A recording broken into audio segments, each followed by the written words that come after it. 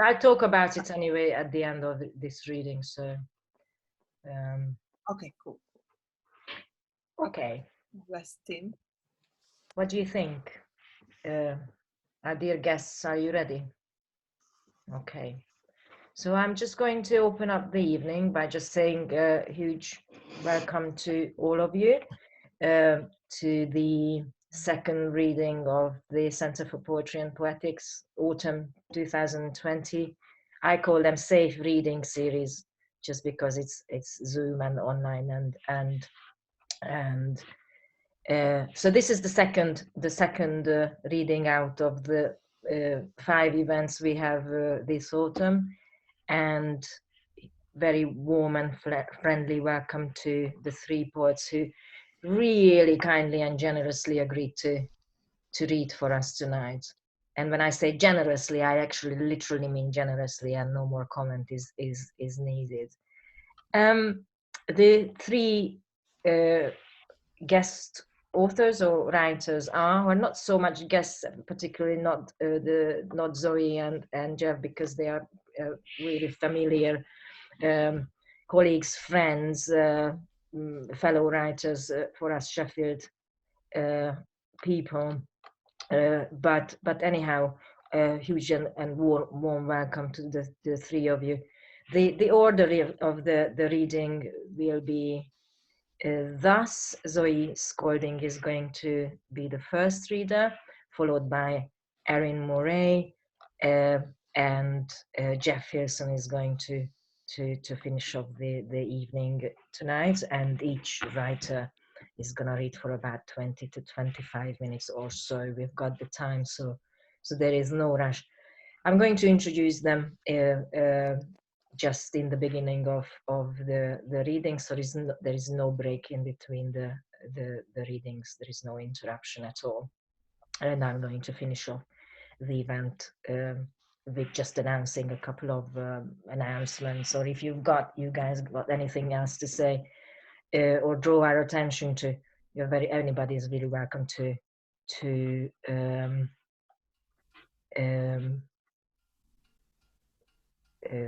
nip in. So the our first reader is Zoë Skoulding, who is a poet and literary critique, interested in translation, sound and ecology. She's professor of poetry and creative writing at Bangor University.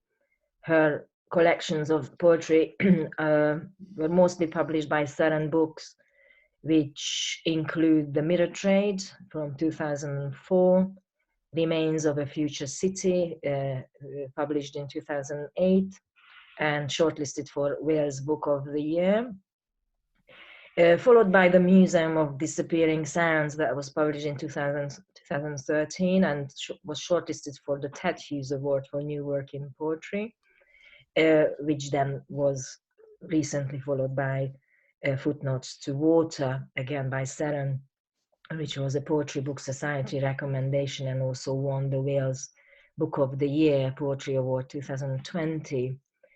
In 2020, Zoë Skoulding also published The Celestial Setup by Oystercatcher and The Revolutionary Calendar, which just arrived about a couple of weeks ago here at my Sheffield address. And that was a Shearsman publication. I'm assuming the freshest, the most recent one.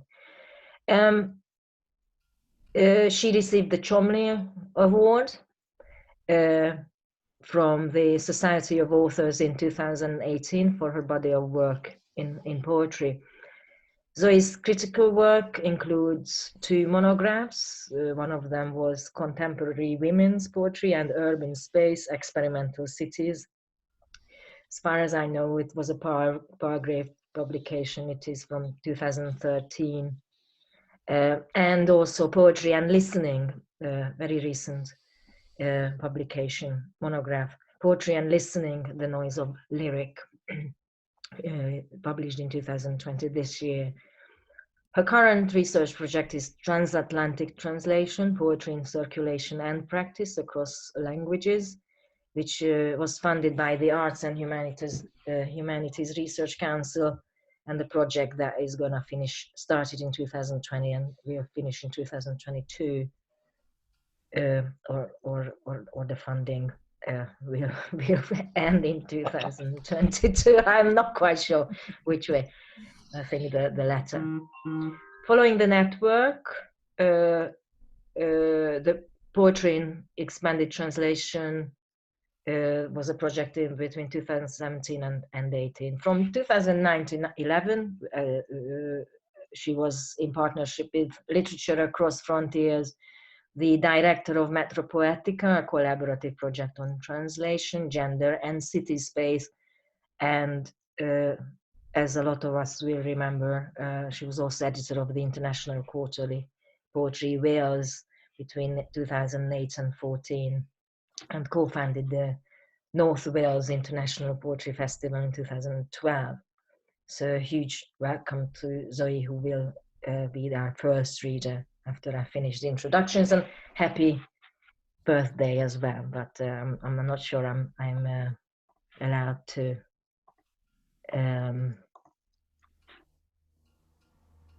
make such personal announcements. Yesterday, yeah. I'm just letting people in at the same time. I see now what you mean by the co-host idea. It's a bit too late.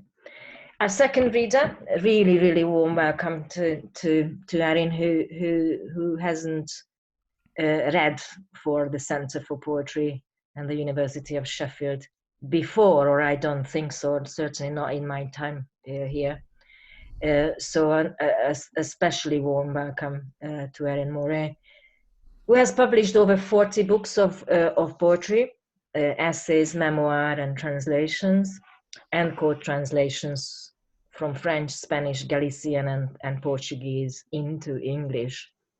The recent works I've actually, this is Erin's biography sent by Erín, so it's a very short version of what the actual work out there is or exists.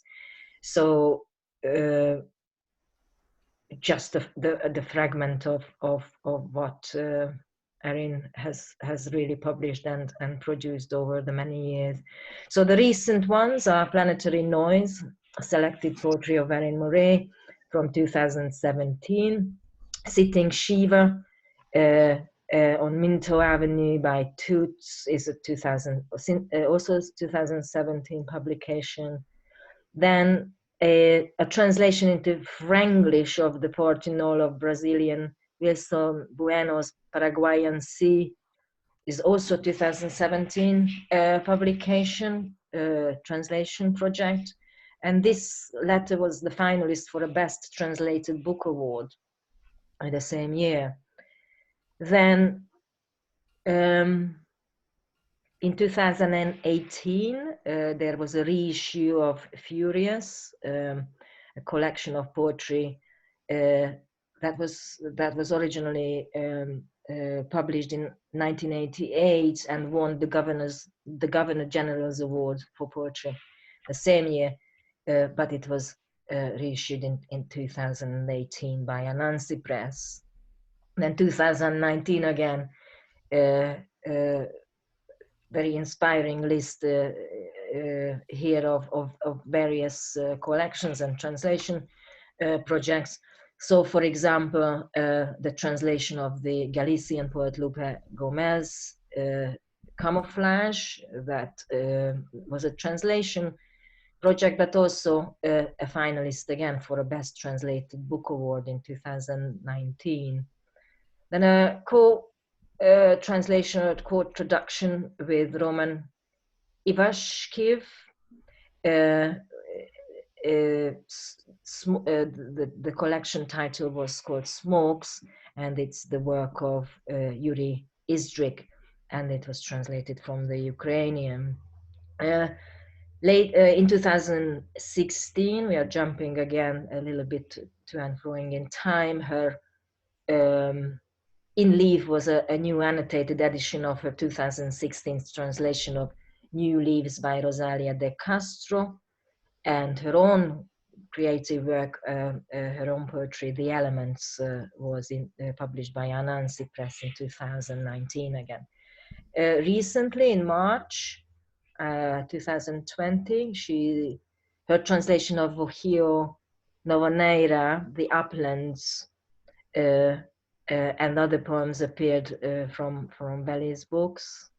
And her translation of a sequence by Argentinian poet Juan Gelman, Sleepless Nights Under Capitalism, appeared again recently from Eulalia Books. Her translation of the Quebec poet Chantal Nouveau's This Radiant Life appears from Book Hug in November 2020. So the book projects are really endless.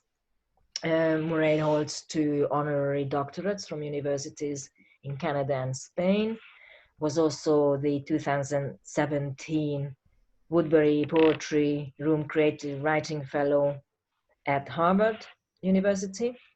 Then was the 2019 International Translator in Residence at Queen's, Oxford, and the Kelly Writers House Fellow in March 2020 at the University of Pennsylvania. She lives in Montreal.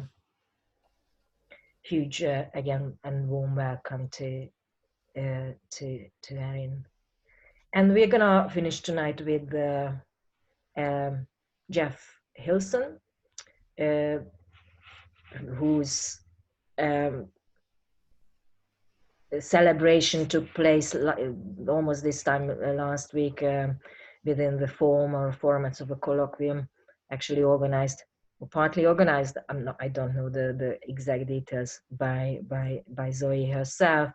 So it's lovely to see Jeff again twice within 9 days is quite something during such horrid time and bleak times and dystopian times when you barely see anyone anyway. So Jeff is back with us tonight. Jeff Hilson, who has written 4 books of poetry. Stretches was a 2006 publication and came out by Reality Street.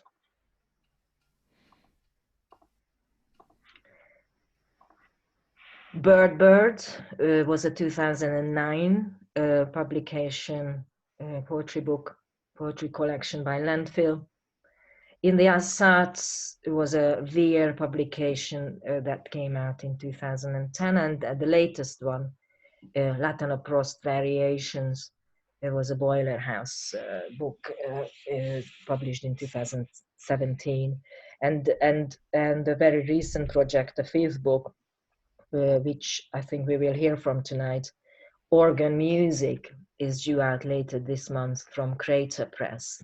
He also edited the Reality Street book of sonnets that came out, in 2008 by Reality Street. And when not in lockdown, he writes. He runs Crossing the Line poetry reading series in London. He's also a reader in creative writing at the University of Roehampton.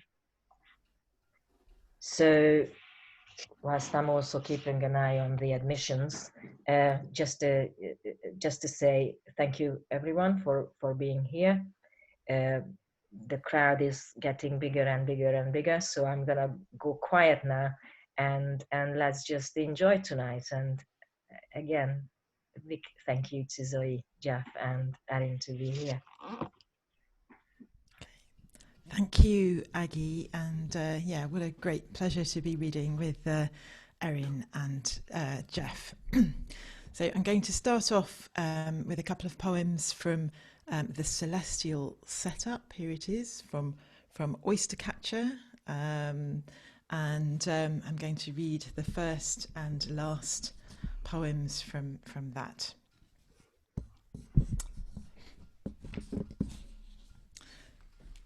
The Celestial Setup.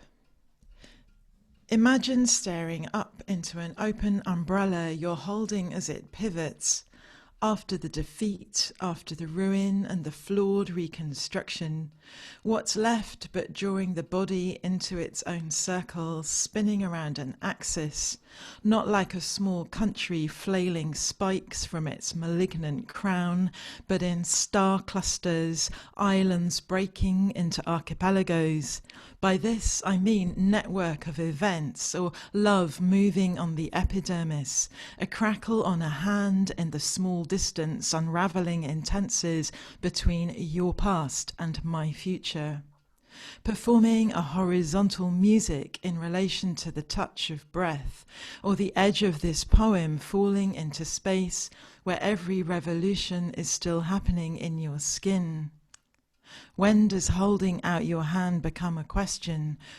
Which way to the centre, and how will I know when I get there, when the city is both a practice of scars and a pattern of what's in the air, in other words, in song, an accumulation of detail invisible until you're dead.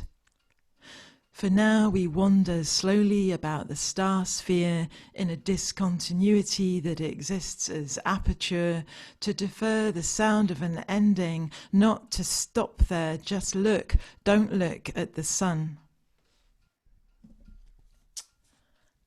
The title of that, the celestial setup, the little details about astronomy come from J.B. Sidgwick's direction Finding by the Stars, Faber and Faber in 1944, which has been an invaluable resource to these strange times where we don't know where we're going.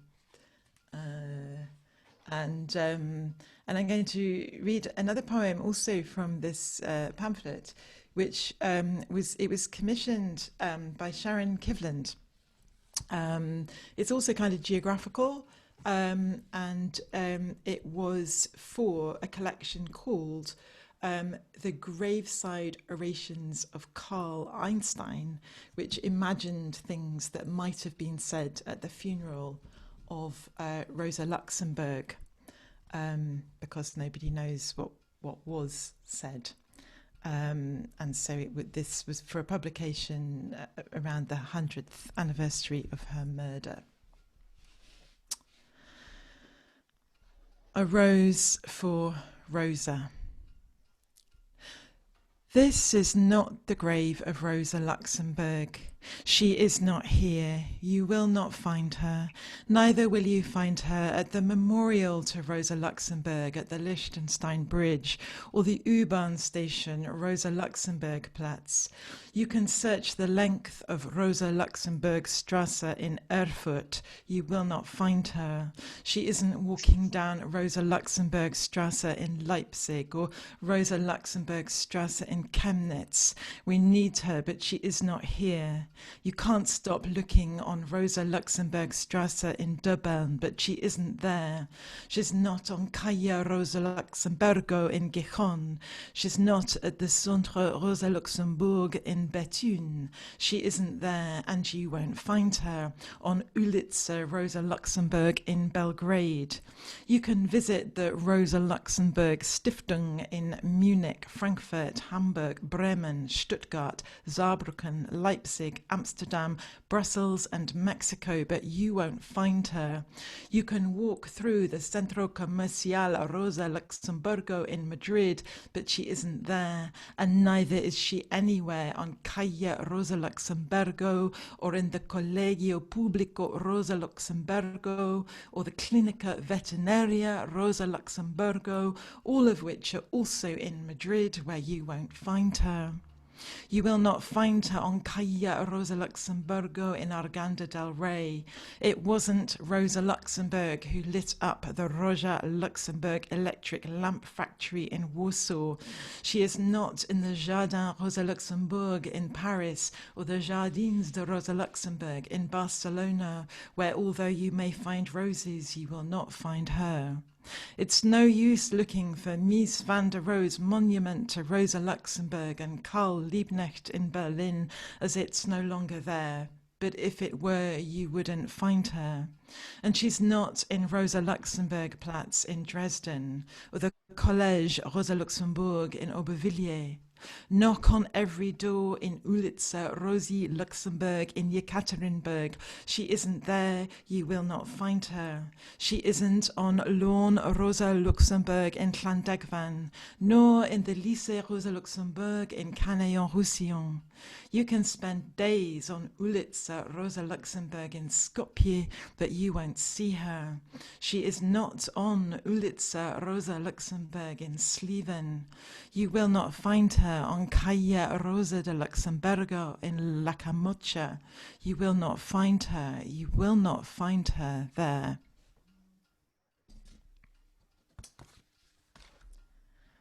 Okay. So I am going to next read a couple of poems from a revolutionary calendar. So actually that this has a cover that's by Sharon Kivland, who commissioned that last poem. So it's been a very happy collaboration. And so the revolutionary calendar takes its starting point from the French Republican calendar, which was created in the immediate aftermath of the French Revolution. And it was a way of secularizing time, so that the saints' days are all replaced by the names of animals and vegetables and agricultural implements. And the months are given seasonal names. And so we're just coming to the end of the month of Brumaire, so the foggy, misty month. And then on Saturday, it will be Frimaire, so frosty month. And so I'm going to read a bit from the end of Brumaire, and I read all of Frimaire, which are very, very short poems. But just to say also that Frimaire exists also as a non-Advent calendar that was produced by Crater Press 2 years ago now, actually, and it's got little windows you can open up for each day. And there may be some left of this one, but there's also another Crater Press do a kind of Advent calendar every year, and there's another wonderful one this year. So do have a look on their website if you're looking for an Advent calendar. Okay. So it's been a really fascinating exercise to write these poems, because it's made me think about all the fruits and objects that are named in the calendar. And also I've been sort of looking for them and trying to eat them as much as possible. And so I have here medlars, because actually the medlar comes up in Frimaire. And I noticed... Lisa Robertson mentions medlars in her wonderful novel, the Baudelaire Fractal. Can you see them there? But they seem kind of, mysterious. And you pick them, and then you have to wait until they go soft, and they sort of they blet, so they have to go quite rotten. Before you eat them, and then they're a bit like dates, but full of seeds. But very interesting fruit. So there will be a medlar kind of homage in my sequence. And the other thing that I've been thinking about in this book is punctuation, because I've thought of the calendar as a way of kind of punctuating time. And for each of the months, I've chosen just one kind of punctuation.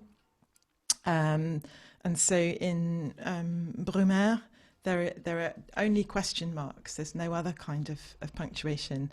And in Frimaire, there are only semicolons. And I was thinking about what to do, how to read that. and I thought I would play the punctuation. So I have here, if you can see, this was my first musical instrument ever. Can you see that? I think it's sort of my xylophone. I think I had it when I was about 5. So you're going to hear that, I hope, in the reading. And so I'm going to play read the last few days of Brumaire. I'm going to play the question marks, and then in Frimaire I'm going to play the semicolons that come all the way through. So here goes.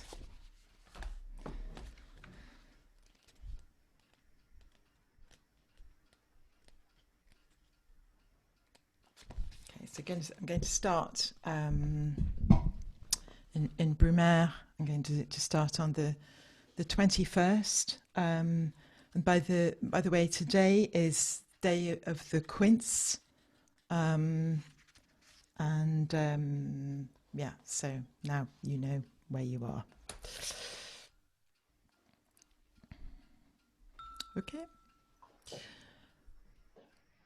Bacchante. Bush groundsel. Could anything be more empty than your updates? I can't establish distance from my own hand, let alone today's catastrophe or viscous weather sticking to my story. Let's haze over the soft invasion of fruiting clouds. Azerol, Crete Hawthorne. How long can you stare at this name flaming in passage? As aurore, as the sun roars round from one land to another, berries rust red to scarlet, vermilion, orpiment, chrome, yellow, gold. Garance, madder. There was something I had to do today, but what? Long and narrow leaves stand like a star where silence punctuates the day, breath rises, held, suffused in pinkish red, unanswered. Orange, orange. Who are you really in love with? How terrible the condition that distinguishes animals and plants from inorganic matter, skin of bright oils, your teeth in its pith. Faisan, pheasant. Can you see this? The future struts and chatters into flight behind you, tail feathers spangle in a landscape where contours soften into cloud, break through, falling. Pistache, pistachio. What new green is hidden where the old green cracks? In the bleached shell at the edge of sleep, light cuts through this planetary circling. We've all been here before. MacJonk, sweet pea. Not an exact image? Exactly. An image of a flower unfolding its scent in another season, creased across a palm where time's a cloud arising from events. Coin, quince. What were we thinking? Those days before our minds were made of winter's sudden onset, wax flesh blushed in syrup, lit up by a low red sun. Cormier, service tree. If you can't name it, are you sure that it exists? Branches in mist are a skeleton code, connecting sense to shifting information. Say ash or bitter golden apple, while the blank sky locks down. Rouleau, ruler. Is this a line or a moving volume that even calendars can't flatten? White sheets, a field in fog. Beyond my fingertips, horizons crumple, a day that touches, that I can almost touch.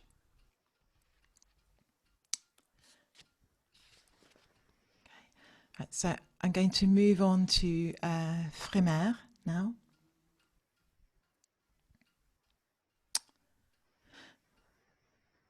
Réponse, Rampion.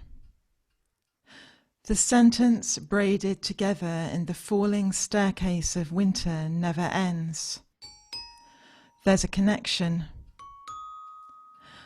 Turnip, flat turnip. Someone's winking. A planet spins off an unhinged axis. Another day still here. A blurred head turns. Chicorée, chicory. So you wake up and smell this sky. A blue star opens in a clockwork movement, a learnt taste for bitterness. Nefle, medlar. This bletted mush scooped out of night is a mouthful of seeds. What starts in sleep won't end there. Cochon, pig. There is no poison in the pig, down to its trotters. That taste of death is already inside you. Mash, lamb's lettuce. From rat's ear to hen's grass comes water sucked into leaf. A lamb's tongue is blood and chlorophyll. Chou-fleur, cauliflower. Fat replicas of trees breed solid cloud. Fractal belonging flowers in the slow division of a thought. Miel, honey. Here's an imagined structure of sweetness. Whose algorithm is it humming under your breath? Genièvre, juniper. In front of itself or slightly behind, a branch thickens. Fire comes without smoke, smoke without scent. Pioche, pick. Break it up. Don't break it up. This is the pointed edge of force that punctuates a day scored through. Cire, wax. All that bee work wasn't for this blue light. In a dot and flicker, another hour's gone. No strut now, no fret. Réfort, horseradish. Eyes water in such rough heat that the day blinks. As recoil is also craving, what you recall will happen.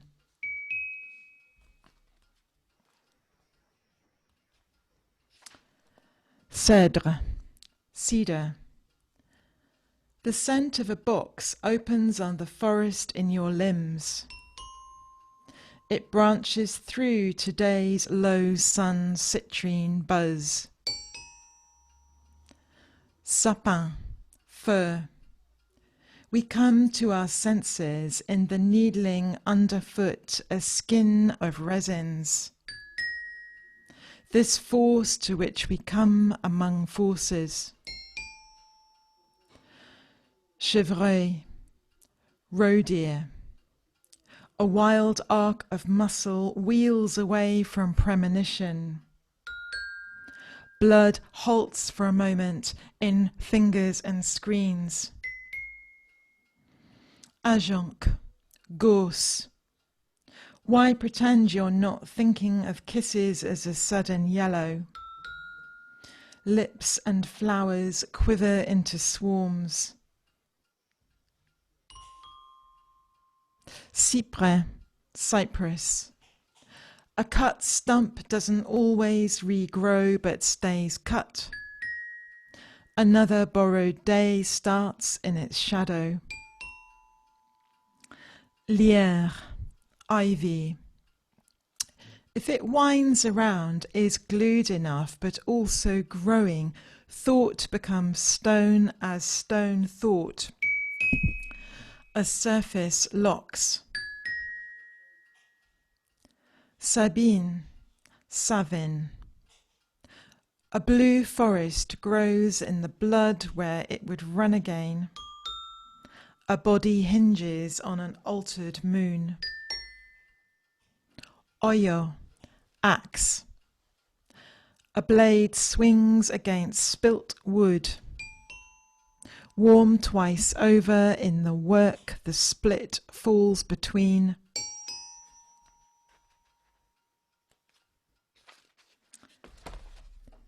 Érable sucre, silver maple.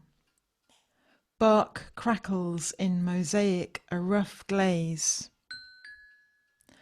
Under the frozen surface comes this force. Bruyère, heather. Don't try to count what adds up to this slippage of colour. Another sky bleeds through. Roseau, reed.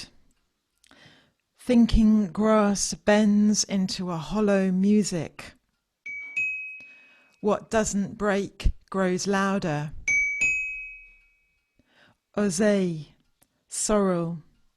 And what breaks where the words won't go grows brighter. A sharp green hums. Grillon, cricket. The singer of that song is already dead. Below ground, a scratched record, awaiting egg. Pignon, pine nut. Day's arrival haunts its own shape. Inside a double shell, slow growth turns and breaks. Liège, cork oak. Stopped bottles can't hold a sudden push fermenting.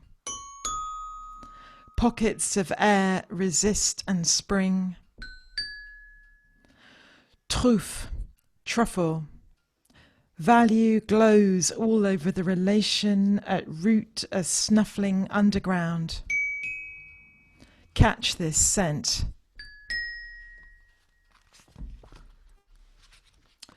Olive, olive. Oil pressed from dark fruit won't hold summer's shape. What runs, runs out. Days ooze. Pelle, shovel. When push comes to love, your future is the skin of the past. The sentence is broken like this.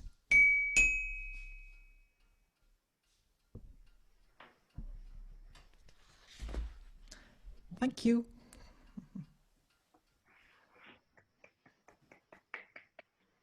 Thank you, Zoe.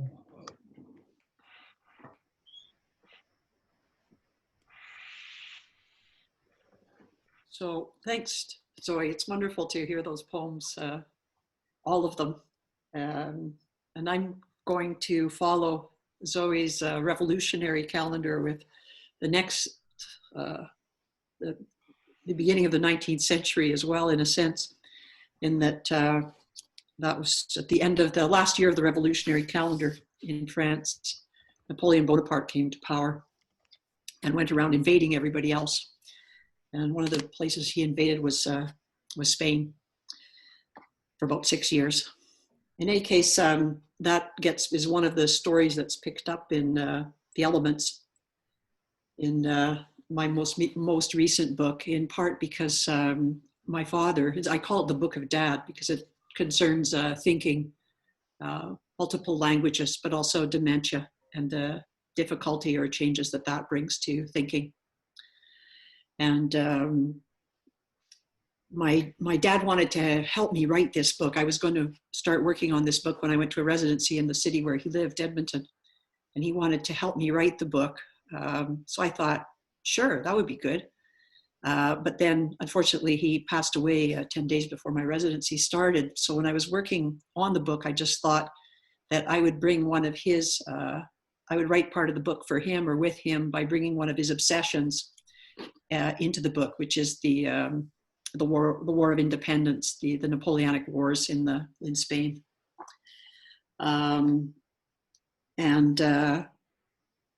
Yeah, so about 6 months, I'm going to read a little selection of the poems that have to do with that, just to follow on with Zoe's plant and animal poems. The first poem I'm going to read, I had in the spring of the year, about 6 months before my father passed away. I was able, because of the addition of so many military archives online, to find out a whole bunch of information about some of the battles in the War of Independence in Spain, or the Peninsular War, I guess we called it in English, that he was so obsessed by. And so I sent him all this information about it, and he said to me, I can't actually read this anymore. I can't absorb it. And so I thought, well, what could I do? And I thought I can try and write a poem to see if I can condense some of that information into a poem. And I decided to write the poem in Galician because it concerns Galicia.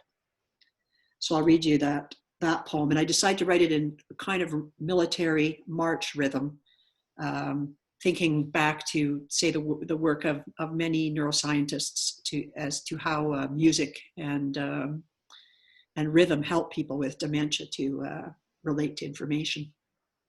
So that's where this comes from. So this poem is called Retrato de Pascual Gallego. I wrote it at first in Galician, thinking that would change my process. And then I translated it into English. So you'll hear both. Pascual Moure, Quiroga y Pardo, segundo sargento, do regimento de Monterrey, baixo mando de Blake, Exército de Galicia, 4 Division, Compañía Primera, na vanguarda, vigiando, artillería, labrego de oficio, galego inteiro, até as tripas, campesino mi famento, desses bandidos dirigidos por Montes, condecorado depois pelo seu valor e zelo, nas batalhas sangrantes contra os franceses, dos exércitos de Napoleão, 1808, Medina de Rio Seco, Zornotza, Güeñes, Espinosa de los Monteros, todos fracasos. Se encausaram em novembro, na retirada de Blake, mandados logo para La Romana, de volta a Galícia, até as montanhas suas, em farrapos e famintos, abandonados pelos ingleses. Pascual Moure, segundo sargento condecorado, escudo de distinção, 1824, 5 pés e 1 pulgado de altura, olhos pardos, pelo castanho claro, nariz regular, barba pechada, cicatrices de varíola.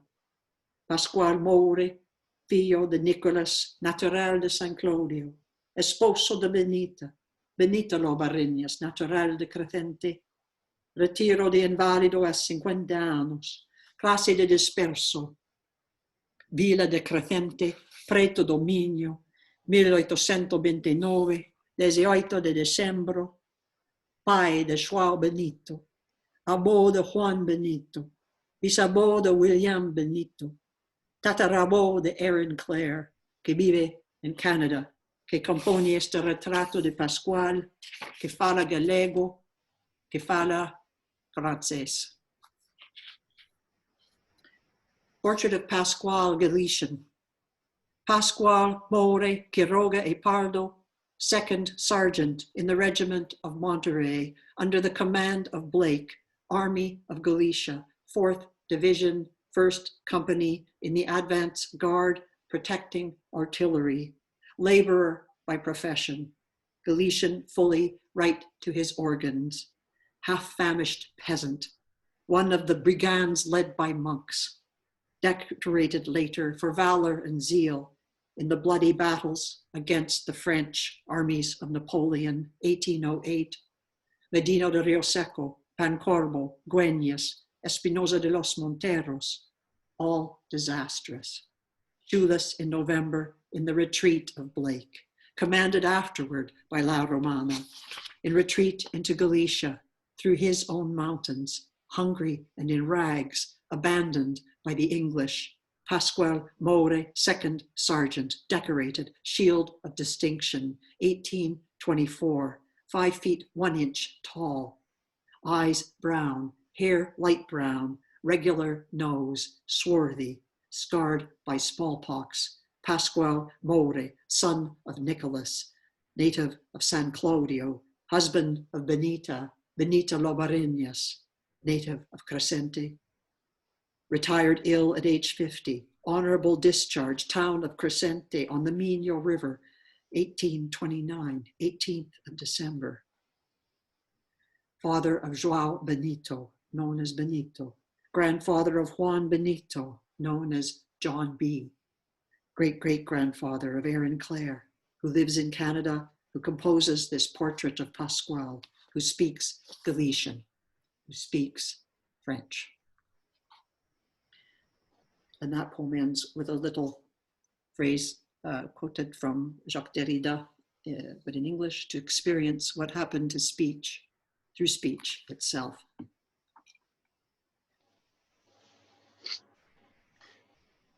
In fact, these are a set of prose poems that come from the beginning of the book now. In fact, de la Cuesta tried to retreat from the French of Napoleon on the plains at Rio Seco to salvage his own Castilian army, and so ordered the 4th Division of Blake's Galicians as father to the fray, including Pascual Moray, to cover his retreat and its reception, where these are separate and where they coincide. In translation or otherwheres necessarily involves the body.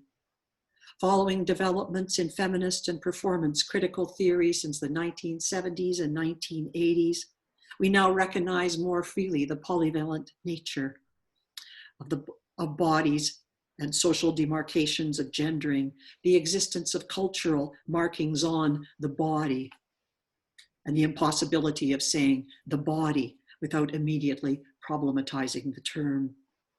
The infinitely transmissible of Derrida, which we could call poetry without staking out an origin, or poetry in translation without staking out a difference between this and poetry, demands this polyvalent body. It demands compositional loops that enter the transmission processes differentially, transversely, through bodies, yes, but other polyvalent bodies, not the reified, bordered bodies that we bring singly to the doctor to report physical pain, which is, yes, a sign that the body we reify exists as such, but bodies each without one set of organs. A body is prostheticized as it aestheticizes language and acts of language. Language is also a prosthesis. 14th of July, 1808, Medina de Rio Seco. The Asturian division cut off at Zornotza, Blake's retreating Galicians abruptly turned on the pursuing French at Valmaseda to free their comrades.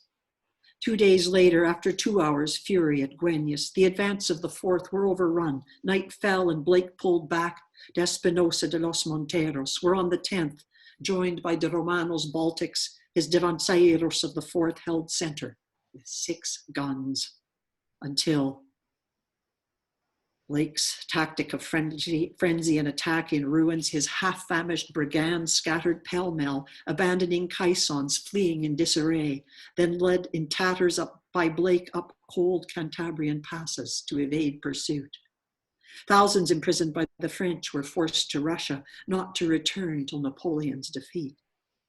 Removed from command in favor of La Romana, who waited troops to support the English, Blake rallied his hounded men south to Leon. Joaquin Blake, descendant of Irish who donned Spanish blue to shoot at the English. In Heidegger, the difference between essence and existence, thematized as ontological, between being and being, becomes the central problem of philosophy. That being abandons being means being cloaks itself in the manifest being of being. Being itself is essentially what dissimulates in absconding. Metaphysics, the primacy of being, as being is abandoned. Blake's hideous aporia. His devanceiros of the fourth had lost their guns, say some, or dragged them in frozen ruts alongside the miserable foot. O Lord, open now our lips that they may give forth our praise. 31st of October to the 10th of November, 1808, Zornotza, known as Pancorbo, Güeñes, Espinosa de los Monteros. Hundreds dropped by the roadside on the way to Coruña. Broken carts, mules, and horses, women and children fell in the mountain snows. Strong boxes of English coin, useless for any purchase, were flung on the death of their beasts into the coborcos. Fatigue, depression of mind, and want of shoes broke the march. Without clothes and oppressed by every misery, Moore's retreating English broke down and filled the hospitals. Pus came from their mouths, which were but sores. That food was absent no longer mattered, for the body had no way to give it entry. Swollen rains burst the carcasses of men and beasts, fouling the air and convulsing stomachs. In the Tianaine, Aristotle struggles to articulate as one what has been divided. Being is that which was being. All that is identified as such already has a past. Each time, being must be presupposed by and supposed in language. Politics and ontology need each other to emerge. Being is chronogenetic. Pain felt by the body is thus a task for history. Fructose is obtained by plants at the water's surface. When existential being and articulate being, Zoe and Bios, are entirely dissociated as they are today, the historic task of their articulation is unachievable in a single body. Once caught up, La Romana's men plunged into the wine-stupid and heterogeneous mass of marauders and muleteers, disgusted at English perfidy. This body, this pain, rain and snows, a once mighty horse of Albion, shot by its rider, fallen, its hide culled and wrapped, still wet around the feet for shoes. 18th of December, 1808 to the 3rd of January, 1809, the retreat to Coruña.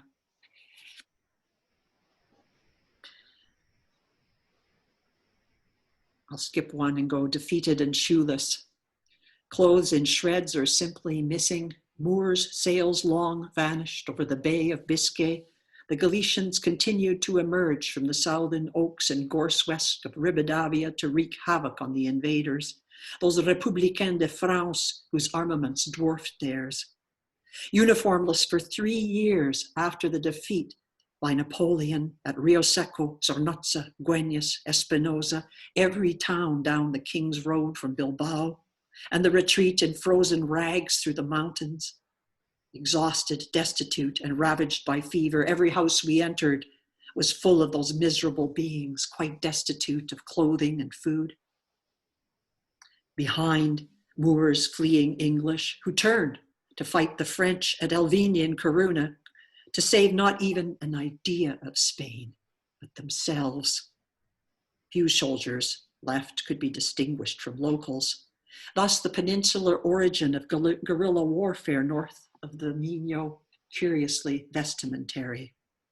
As in the vocabulary of ancient medicine, crisis designated the failing point when the illness had unrelentingly taken hold. Philosophy is one way to measure this. Becoming human or destituted. To every name and existence in particular, unliquidated by dialectic. Aristotelian ontology is here directed towards hypostasis. La Romana's Galicians dispersed to the villages. To hold fast against the French invaders, they first had to round their slack intestines and seek shoes. 3 years later, at A Coruña, by ship and packed south by mule, bolts of uniform arrived at last, and tailors. End January 1809, absque vestido, without clothes. With Soult's troops, that's the French, headed south to Portugal, the habitants Galecs floated boats to the far banks of the Minho and sank their ferries, leaving the fluvius ingéable from the Frankish that remains in the tongue of the hexagon, enriching Latin, the first substrate. At the French demand to provide food and wine for 20,000 troops daily, the habitants of Arbo and Crescente arose under the abbot of Villarecoto, bearing forks, hoes, and scythes to defend their homes and food they made for the bridges. At As Achas, 10 of La Houssaye's dragoons fell. The next day, the skirmish left 15 dragoons dead and their horses taken, plus 15 made prisoner. On Ash Wednesday, of 16 dragoons, 3 fled and 13 were killed or taken prisoner. Over at the Morantang Bridge, the Galecs resistors, gaunt with hunger and fear, rained down stones and held till the columns of French dismounted, waiting beneath to take the village and torch it, burning animals and people alike in the corrals and horses and houses. The effect Orphic returns to a field of exteriority, of pure heterogeneity, in which Chronos wants to die. For time is heterogeneous before it is successive. Chronology but one way to represent time. In a melee, she with the longest blade triumphs. Hence the relation between essence and existence, which Aristotle had thought resolved, becomes the central problem of ontology. 13th to 18th of February 1809, the Galician Risings. The accidents, Merlin. That day I went into the trees, give me nothing. My scope was interwoven. Birds sang there low, cuckoo thing, easily a wave. Small insects rose up into the wave of, openly, abre-me a luz porta, swimming in mere air or sheer air, not quite sure. Could about be, yet why put such words in a single monstrance? Open as those trees our mermaid is, its long branches trail out to a leaf or vein. My mermaid is bark's integument so salutary to view. Give me nothing, give me not this monstrance, the elements for which I went today in morning, my mouth black in the light cup of the trees. The last poem in the same form as the Galician poems in this section is about the history of Merlin, when my dad was in his last 2 days of sleeping before his heart stopped. It seemed to me that he had turned into Merlin and said Merlin's story was his. Merlin is a figure who is often in Galician literature, especially in post-Civil War, 1950s and 60s, because people weren't allowed under Franco to write about politics, so they wrote Arthurian tales and things in Arthurian terms to get past the censors. Merlin's also Galician. Son of a nun and a demon, Merlin was conceived to lure humans into darkness, but as he grew, decided to do the opposite. Like my dad. It was said he was able to speak with animals, change form, become invisible, and alter the weather and the elements, and he used these skills with care so as not to rile nature.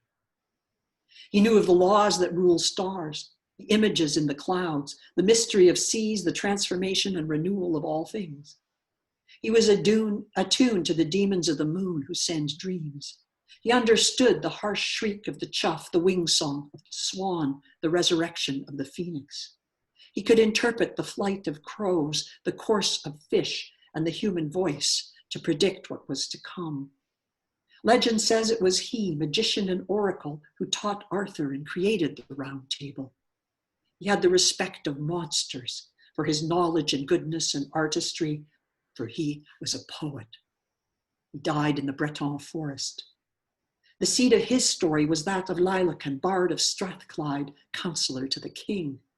His lord, defeated in war and killed, Lailacan lost all grip on his mind. For 3 days he howled and refused to eat, so great was his pain. He wailed utterly beside himself, then fled unseen to Celadon, where he lived amid the ash trees. Astonished at the sight of wild animals in the clearings, he lost his fear and joined them, eating wild plants and roots, savoring the fruits of the bushes. He became an adept of the woods. 20th of August, 2013, Edmonton. Thank you.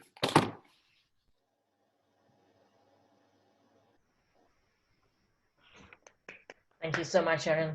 That was absolutely beautiful. Jeff, over to you. Thanks so much. Thanks for inviting me to read so soon after last week as well. But I'm going to read tonight a number of pieces from this book, Organ Music, which is imminent from Crater Press. And it's nice to see Jessica and Richard in the audience tonight, because they couldn't make it to last week's event. So I'm really, really happy to see them here amongst everybody else. Perversely, I'm going to start this little bit by reading my 300-word ref statement about this book, because I want to stress to you its significance, its originality, and its rigor. Uniquely, the poems in organ music used the traditional pipe organ to inquire into Englishness under recent conservative rule. Begun in 2010 after the Tory Lib Dem coalition victory and completed shortly before the 2019 election, these poems chart a decade of conservative hegemony and address some of the decade's singular national occasions: the 2011 London riots, the funeral of Mrs. Thatcher, Brexit, and the media vilification of Jeremy Corbyn. These are counterpointed by prominent historical and contemporary events such as the Puritan attack on organs in the early 17th century, Agincourt, the Falklands War, and the death of David Bowie. I use a range of forms throughout, including sections of discursive free verse, which I call sides as a nod to the long playing record, extended prose poems, pieces of poets' theatre on aspects of English organ history, and short, dense verse paragraphs or interludes on some of the key figures of early English music. The sequence ends with a series of visuals responding to the 1973 Hammersmith Odeon gig where Bowie killed off Ziggy Stardust. This formal exuberance is significant as it rehearses the book's wider tactical struggles against the puritanical bleakness of much conservative strategy. Ultimately, however, this is not a book striving for historical veracity, nor is it a book about the organ. Although demanding rigorous research, the poems play fast and loose with their subject matter to unsettle received historical fact. I also use destabilizing humor, which aims to undercut the decade's prevailing pessimism, signaled throughout the book by the figure of the organist as an anachronistic political agitator, as well as by my parodic takes on early English music and its peculiar strain of melancholy, a beguilingly English affective mode that poet and critic Alex Niven warns against in New Model Ireland as a potential route of political defeatism. 4 stars, surely.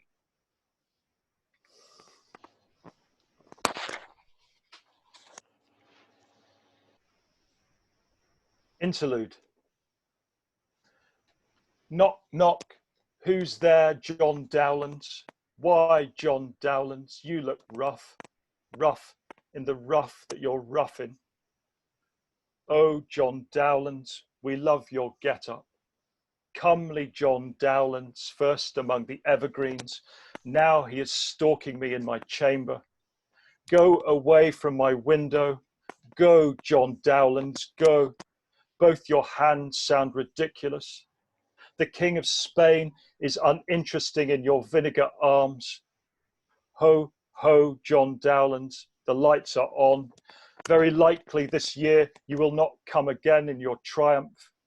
In his triumph, quickly John Dowlands drives through the continental lowlands. He is ornate at Taverner's party, he is longer than his long lute. In his triumph, quickly John Dowlands drives through the continental ploughlands. John Dowlands, why the long lute? Ho, ho, homely John Dowlands. Ho, ho, lonely John Dowlands.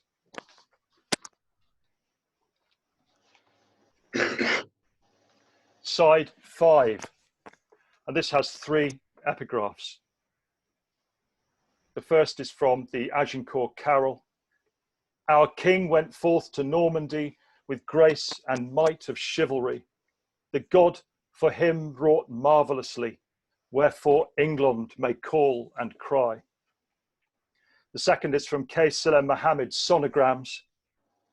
Lifesaver, donut, onion ring or halo, lacuna, vacuum, emptiness or hole. The UFOs in limbo hover way low. In purgatory, longs denied parole.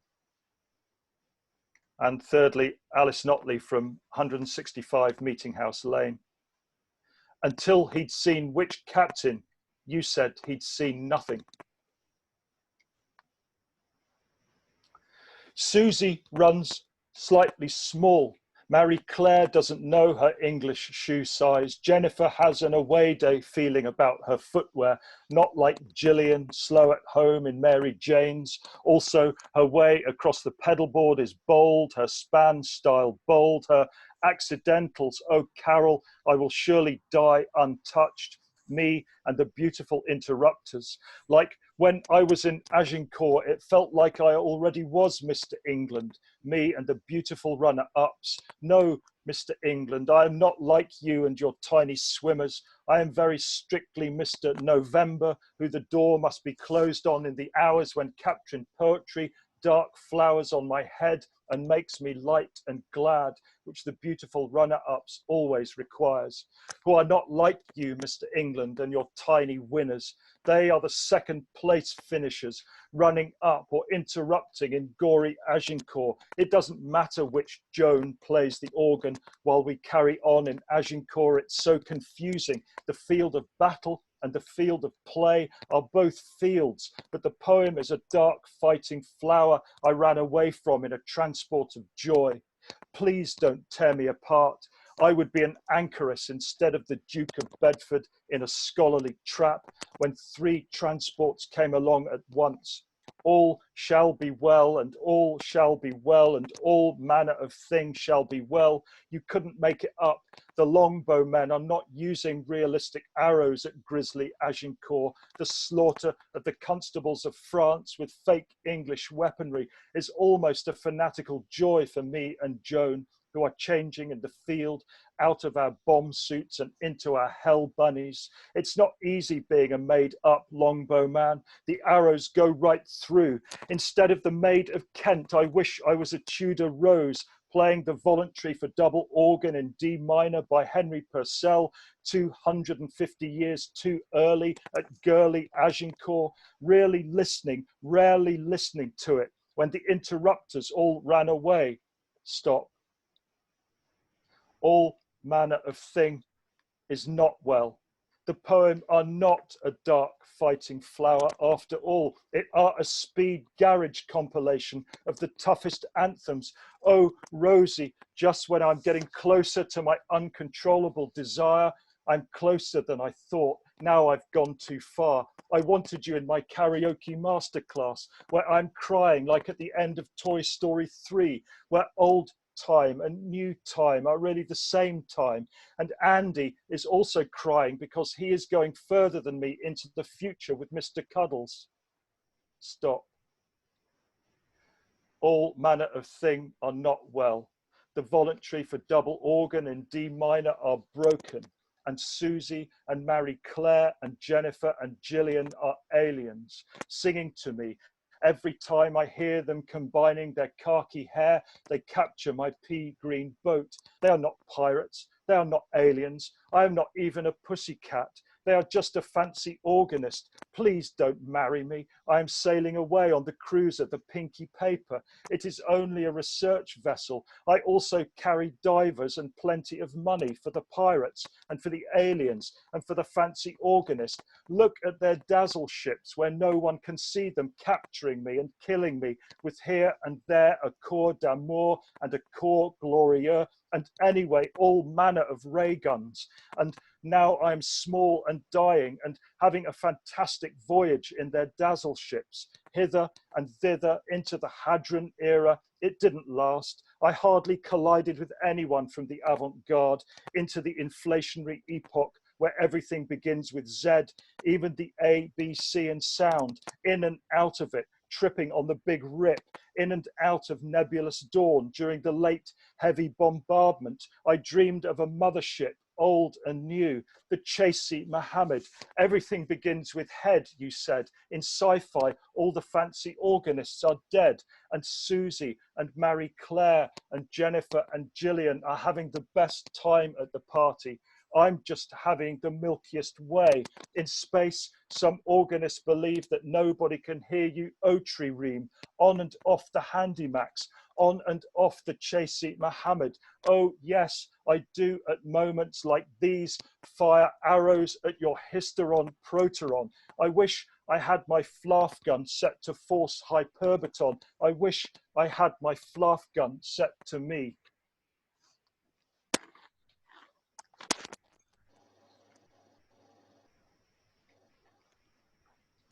Interlude. Why, John Dunstable, I hardly know you. Can I borrow your memorable face? Your English countenance is quite rare. Oh, Constable, I have fallen for John Dunstable. In the 1440s, he is very forward. He is finished with Gloria and he is finished with Carol, and I am finished with John Dunstable. Oh God, we are all Plantagenets. A Tudor is neither male nor female. Whoever is besieging the house of carpets, nobody painted their Burgundian kitchen. Why, John Dunstable, why? Because I was in my coat of arms in the burning house of Windsor, embattled and Dancetti. I left my shield in your ordinary extra field, and I lied in the ground in wavy armour, and I lied in the ground of Eton College, and I lied in the ground in armed corsets, and I lied in the ground on Dunstable Downs. Interlude. Now we are all ruck positive or amoroso or bombard en chamade, sounding the parley, everybody sank their jolly boats. Aye, in the beginning she leadeth me overboard with maximum pedals down to her ships of Eve. Avast the sloops of war, abandon ships all ye who spied her tooty indicators, turning them over and her row boats of oar, over her pianoforte, over her piss harmonica, the boy seamen and the men of Coventry, ahoy. Here she comes. Is she coming quietly or full of noise? Crow orlo, go the eyes of the men of Coventry, wandering eyes, the wandering hands of men in land, whole cities looking at her galleys going, looking at her galleons gone. Tarantantara goes the Coventry man at the wives of the men of war. Goes my life, goes my wife.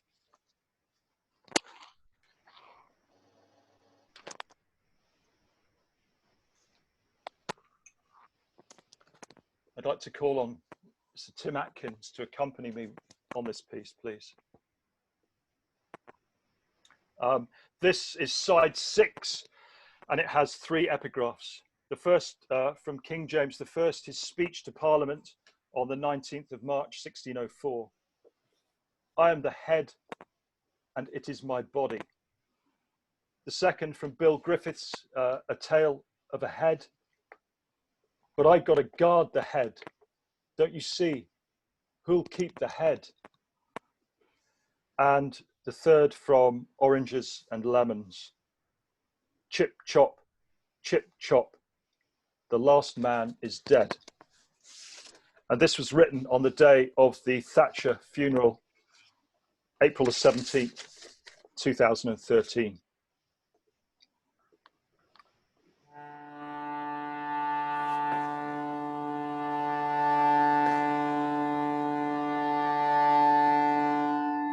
The English organ is very quiet today.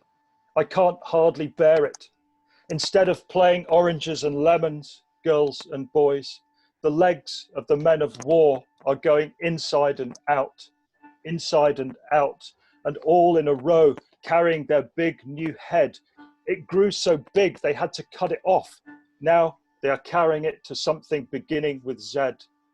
Inside and out, inside and out. You mustn't wake the head or it will kill you like the bells of St. Clement's. Chop, chop. And when the wind changed, I stayed that way, waiting all day for the head to come home. I only wanted to kiss the head and clap it. I'm only waiting for my turn to clap. It's me next, I said. I nearly presented my arms. I began to clap so hard, I nearly woke up the head. I can't wait to carry on presenting my arms all by myself. Clap, clap, like the great bell of Bow, all in a row. Clap, clap. And then we found out a head is forever and not just for turning left or right or for looking at France. And I have to take my hat off. I didn't know I have to take off so many hats just to present my arms. Hundreds and thousands of hats.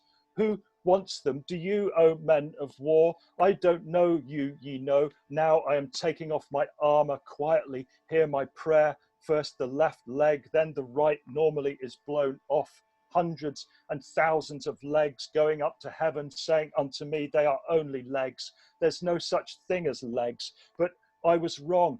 Every leg is born again. Clap, clap, say the bells of St. Clement's. And really the bells were clapping my legs as they freely descended one by one onto the gardens of England.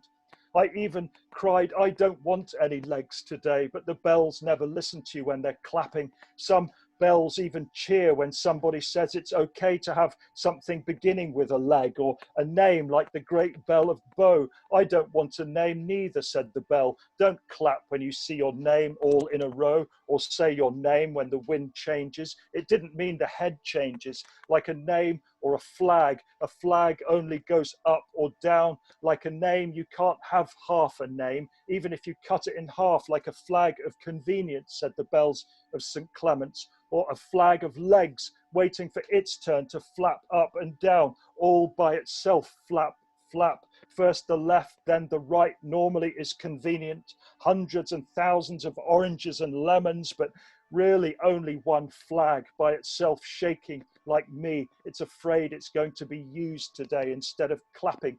My daddy is shaking. Like me, my daddy is wrong. I even cried, I don't want a daddy like me, ye know. I want a man of war daddy with realistic arms. Even two man of war daddies are bad, girls and boys, if they fall in love. If they fall in a river, they are wet. That's right, even two man of war daddies with gripping hands are wet after a storm. Wet and then dry like a flag. This time a false flag I once was sitting next to, when one of us forgot about the true meaning of the head. Knock, knock, it goes against the door. It wants to be a hand when it's only a head. Knock, knock, who's there? The head who? The same head as before. I'm the head, it said, and it's my head. And on the way up, all I can see is hats of war falling everywhere. A head is no good without a hat. It flops about, flop, flop, or bangs about, bang, bang. Without a hat, a head of war is just like any other head, a hard luck head, or a head of many colours, which are not real heads, like a blown off head going round and round the garden. And when the wind changed, it isn't a head, it's just something beginning with head. It's just a head of hair talking I fell in love with, which isn't real love. I loved it when the head of hair said, you can't eat my heart out, and there's no such thing as hearts, and so on, until the bell stopped and the organ started, the English organ, and the big new head in the night time woke me up and killed me with its little eye.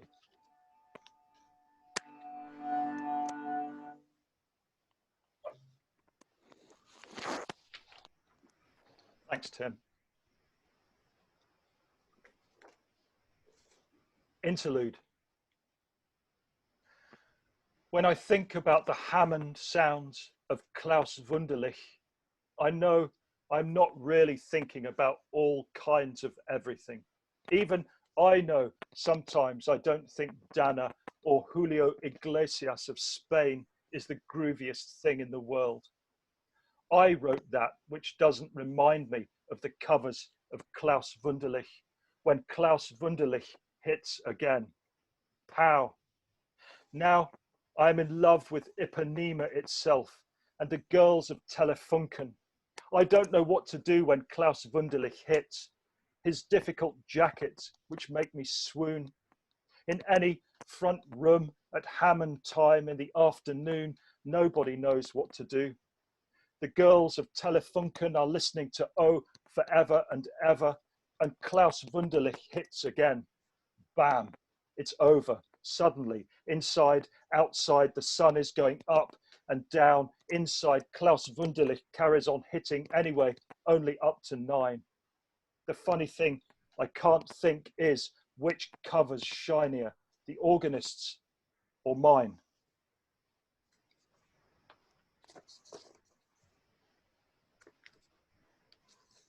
And lastly, side 9. There are actually 10 sides in the book, but this is side 9, and it has 3 epigraphs. The first from Stuart Lee, from Content Provider. The circumstances haven't so much changed as they've just become unclear. So it's very difficult to know whether to cut it or rewrite it, because you could change it, couldn't you? And the next thing you know, who even goes shopping now? The second is from Jeremy Corbyn, from the House of Commons debate on the 2nd of March, 1990. I believe honestly and deeply that the treatment of whales is an example of the evil intelligence of humankind in relation to the rest of the natural world. And the third epigraph is from the Burt Shaft Orchestra, great song of theirs called Boat to Lewisham. Look it up on YouTube. Oh God, it's an iceberg. No, it's not. It's an Iceland. Yay! And this section references a river here in Hither Green in southeast London called the River Quaggy. It references some other people too and other things. And again, went down to the Quaggy. There I wept. 6 East Anglian organs, volume 1 in one hand, in the other, a wreath I laid in the wrong place. In this country, I didn't even mean to lay a wreath in glitter courts. I didn't mean to wear myself out listening to the voluntaries of Henry Heron, misunderstanding English irony, like Britain's best loved TV couple, Sir Richard and Judy. On the banks of the Quaggy, there I wept, considering the rhythm of Jeremy Corbyn. Don't be silly. Jeremy Corbyn doesn't have any rhythm. He's just a commando, I say mildly. He's just a limited M&S snack. Sir Richard and Judy said, you only fall once into their disgusting hands. Sir Richard and Judy said, Cliff Richard's not their son. Like a beauty queen, I saw him in a blaze of glory. I saw him in a house party dancing to 6 East Anglian organs, volume 2. It's so funny how, like many Norfolk churches, Cliff Richard doesn't talk anymore about the English interregnum. Imagine if Cliff Richard was for Christ and Cromwell. If I was a dancing master, I wouldn't fuck Cliff Richard either. Like rhythmless Jeremy Corbyn in the Shadows cabinet, he's always touching someone with an olive branch. Noli me tangere, Olivia Newton-John said, I'm not comfortable in the Shadows cabinet with his disgusting hands. Jeremy Corbyn's always laying a wreath for the ELO. They call it Xanadu, but it's only the Shadows cabinet. Holding a mirror ball up to nature. I don't know why on the banks of the Quaggy, Jeremy Corbyn's weeping. Maybe it's because he's not a dancer either. On Mothering Sunday, flashing his hot tits, he never even danced a fucking jig. It's the new cleavage, Sir Richard and Judy said, like Mr. Topsy-Turvy's visit to Big Town. Jeremy Corbyn can't say ah or cheese either. He can't dance, I say mildly, because he has no rhythm. Like me, he's just a dying organ maker nobody listened to, falling down in Chimbrook Meadows with a diary of an English country scrapyard. True or false, once upon a time, with my old school tie on, I made the English organ out of any old ion. And the Quoggie's just a big ditch I took to in a longboat. No, Sir Richard and Judy, no, please don't be my gubernator, whose rude forefathers are all over Wikipedia. The SS Jeremy Corbyn has collided with the white whale. Under Rudder orders, it struck me, the white whale of London is hopelessly off course, said Second Officer Judy. By the bridge over the River Quoggie, it struck me in a culvert, like the English organ. The white whale of London is going nowhere. Oh, white whale of ill omen of Hither Green, upstream, Jeremy Corbyn's listing the way he loves me locally.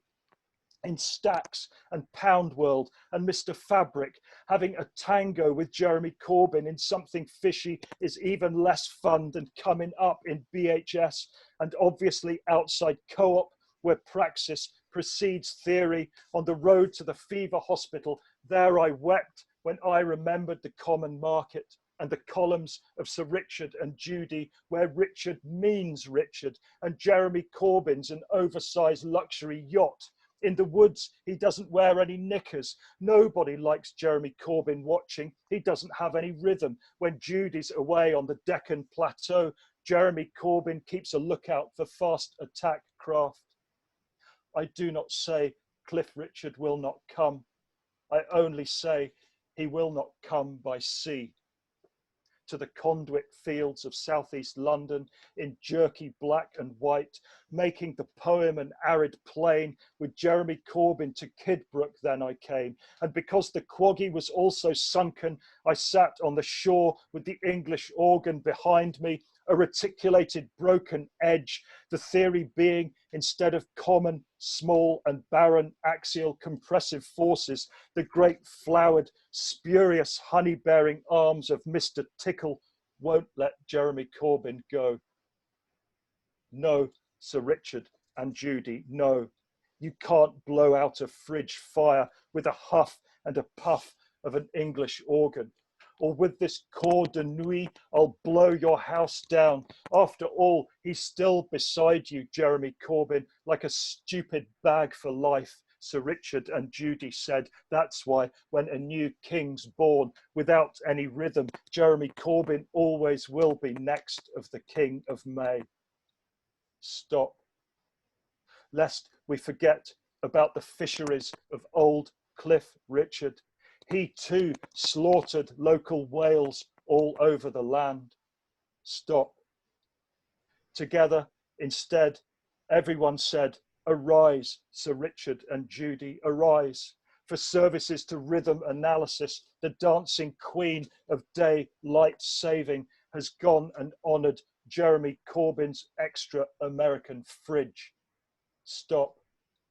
Have gone and honoured Jeremy Corbyn's miscarriage. Thank you.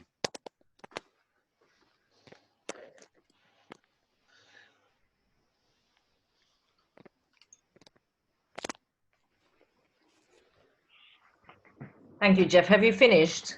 I'm done. Yes, thank you. Yes. Thank you so much. That was absolutely breathtaking. I think we might have had some issues with the organ. Yes, the organ didn't live up to scratch, did it? We don't know what happened because last time it worked. Never mind. Thanks, Tim. Tim was working hard anyway. We were the witness of it. Anyhow, thank you so much for the wonderful reading, and thank you to Zoe as well as Erín for the also 2 wonderful readings. And somebody's just trying to come in now that the evening is finishing for some reason. Before we go, Also, huge thank you to those who are here today. And just to say that I'm just gonna have a quick look at the next thing we are doing within the Center for Poetry and Poetics here at the University of Sheffield.